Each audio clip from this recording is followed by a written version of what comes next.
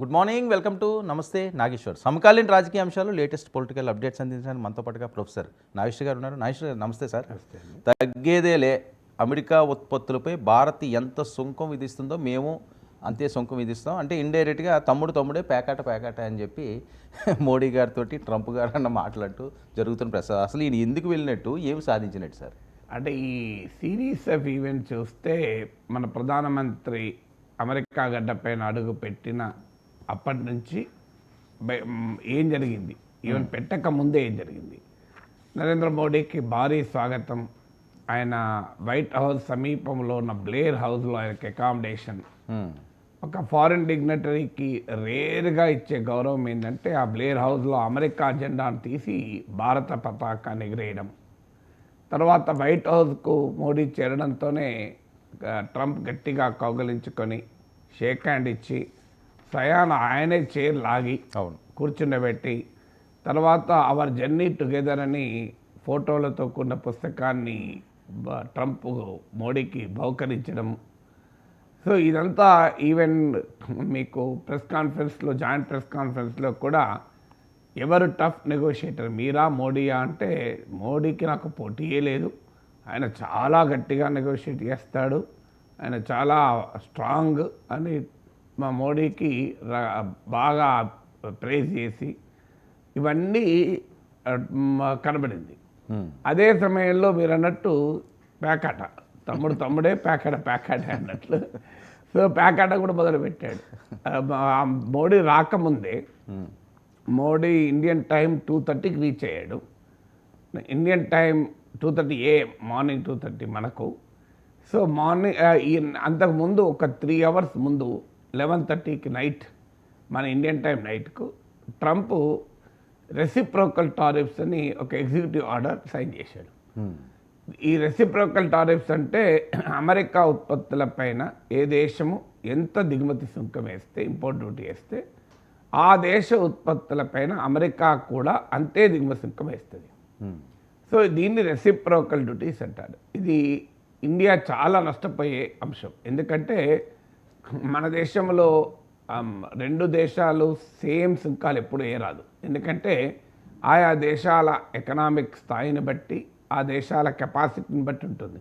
ఇప్పుడు భూటాన్ వస్తువులపైన మనం ఎక్కువ ట్యాక్స్ వేసి, ఇండియా వస్తువులపైన భూటాన్ ఎక్కువ ట్యాక్స్ వేసింది కదా అని మనం కూడా ఎక్కువ ట్యాక్స్ వేస్తే భూటాన్ మిగలదు.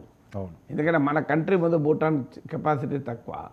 సో అందువల్ల ఇవాళ ఈ రెసిప్రోకల్ టారిఫ్స్ వల్ల మన టెక్స్టైల్ ఉత్పత్తులు, మన ఫార్మా, మన అగ్రికల్చరల్ ఎక్స్పోర్ట్స్ అన్నీ దెబ్బతింటాయి.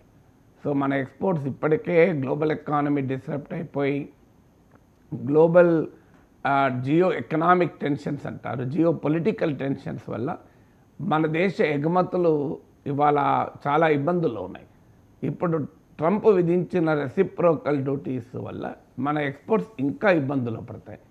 ఇంట్రెస్టింగ్ ఏంటంటే మోడీకి రాకకు ఒక 2 hours ముందు ప్రకటించాడు. పర్టిక్యులర్ అదే రోజు ఎందుకు ఎంచుకున్నాడు చాలా క్లియర్గా చెప్పాడు. 3 వారాల నుంచి గ్రేట్ వీక్స్, చాలా గొప్ప వీక్స్ చూసాం, ఇవాళ ఇక బిగ్ డే అన్నాడు. బిగ్ డే అని, India is the biggest charger, India is the tariff king అని గతంలో అన్నది మరోసారి అన్నాడు.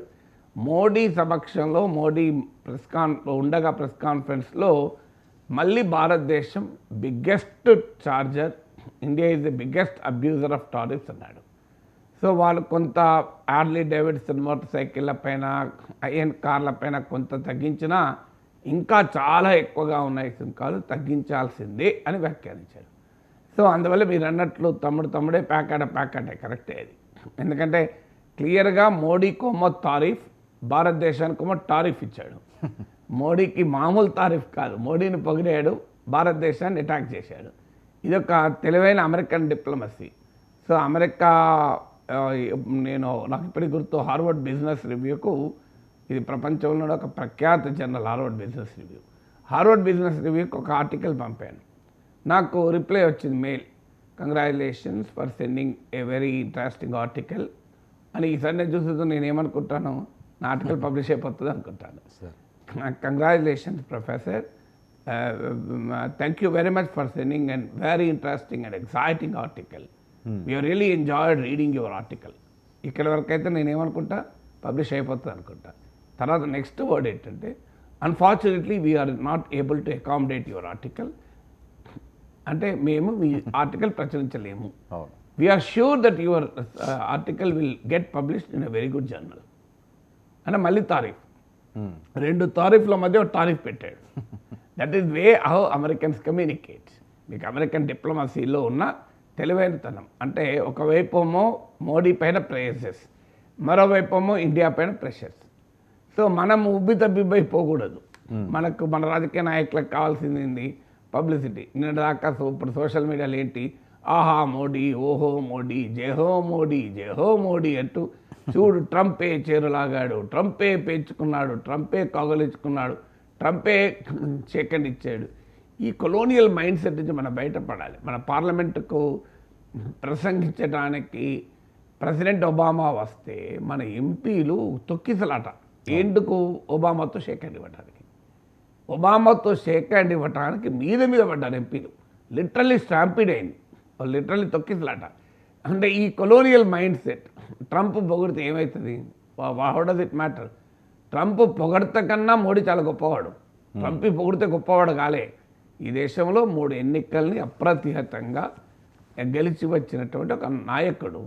2024 ఎన్నికల్లో 60 సీట్లు తగ్గినా అద్భుతంగా తర్వాత 3 రాష్ట్రాల అసెంబ్లీ ఎన్నికలు గెలిచాడు. ఇప్పటి వరకు తిరుగులేని నాయకుడు. There is no alternative, TINA factor అంటారు. ఇవాళ నరేంద్ర మోడీకి ప్రత్యామ్నాయమే లేడు భారతదేశంలో.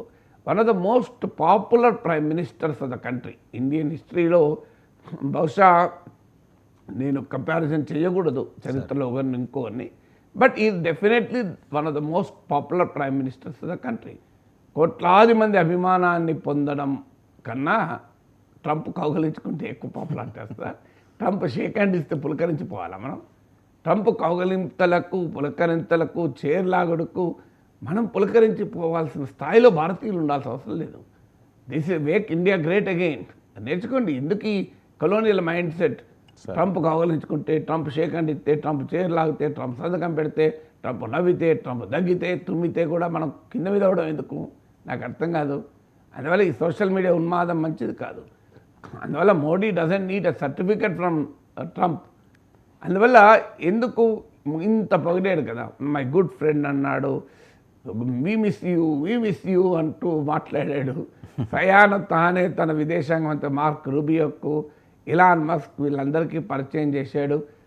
వీ మిస్ యూ అని మనకు అదే స్టూడెంట్ నెంబర్ 1లో పాట ఉంది. వీ మిస్ యూ అని ఫేర్వెల్ మీటింగ్లో స్టూడెంట్స్ టీచర్ల పైన మా తోటి స్టూడెంట్స్ పైన పాట పాడుకుంటారు. ఇవన్నీ కరెక్ట్. అల్టిమేట్గా సబ్స్టాన్షియల్గా ఏం జరిగింది? నేను ఇంతకుముందు చెప్పినట్లు congratulations, thank you very much for an interesting and exciting article. అక్కడ దాకా బాగుంటుంది. తర్వాత we're unable to accommodate your piece. So మరి ఒకవైపు మోడీని పొగుడుతూ, మరోవైపు Modi is a tough negotiator అన్నాడు. అల్టిమేట్గా ఏం జరిగింది? మన మీద ఏమైనా రెసిప్రోకల్ టారిఫ్స్ ఆగినాయా? ఇండియాకి ఏమైనా ఎగ్జంప్షన్ అనుకున్నారు అందరూ. సో ప్రైమ్ మినిస్టర్ మోడీ వెళ్ళి ట్రంప్తో మాట్లాడి మనకు ఎంతన్నా కాస్త ఎగ్జంప్షన్ తీసుకుంటారు అని. కానీ ఎగ్జంప్షన్ ఎక్కడన్నా వచ్చిందా మనకు? సార్ మనకి ఎక్కడ ఎగ్జంప్షన్ రాదు అని చెప్పాడు మళ్ళీ ట్రంప్. మోడీ ముందటే భారతదేశాన్ని మినహాయింపు లేదు, ఈ సుంకాలు భారతదేశం అని కూడా వర్తిస్తాయి అని క్లియర్గా చెప్పాడు.